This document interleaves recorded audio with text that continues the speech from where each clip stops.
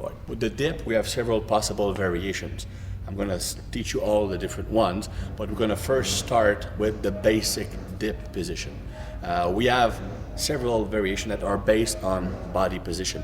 For example, we have 3 possible lower body position you can take, 3 different angle bend you can take, and 2 different elbows position you can take.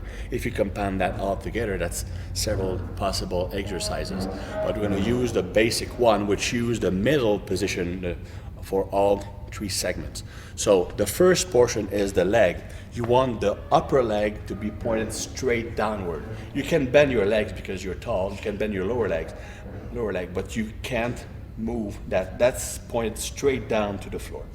Then the torso angle is going to be slightly angled forward, not an extreme bend, not straight forward, just like a 30 degrees bend forward. And your elbows will not be tucked in too close, not too wide. They're really neutral. Like imagine, I call it a gunslinger position. You know, like in those old Western that have their guns so that they're here, right? So just like here, imagine you have a gun tucked into your side, gunslinger position. So that's pointed straight down, lower leg bent, gunslinger position, slightly bent forward. Normally the range you want is to have the shoulder slightly lower than the elbow. Not extreme position, not too high, it's slightly below the elbow. Good. One thing I want to comment though, head position.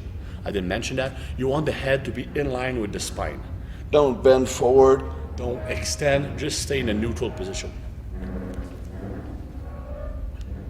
Don't look up, just keep it neutral. Exactly. That's it. The first variation you can make is to increase chest involvement in the dip. So we'll do 2 modifications. First of all, we'll bend forward more to increase the involvement of the chest. Second, you'll bring the legs forward to shift the weight forward so that more emphasis will be put on chest. So bend forward, legs forward, squeeze your forward, and squeeze your abs. Legs forward. That's it. That's the chest dip.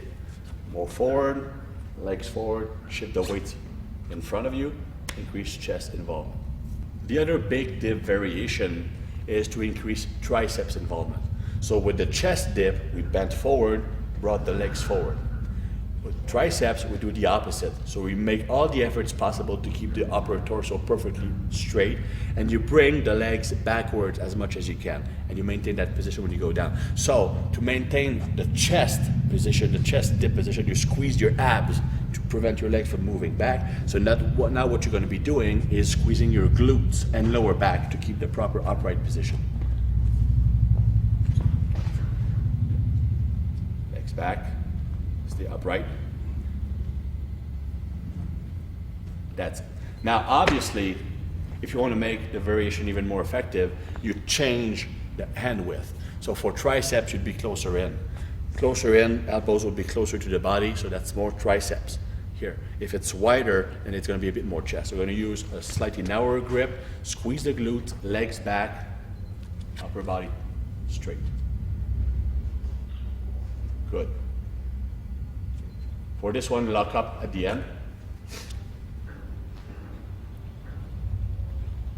That's it. So these are the 3 basic dips. The first one is the neutral, which works the chest and triceps. Chest dip, torso forward, legs under yourself, squeeze your abs. Triceps dips, torso upright, legs back, glutes squeeze, narrower hand position.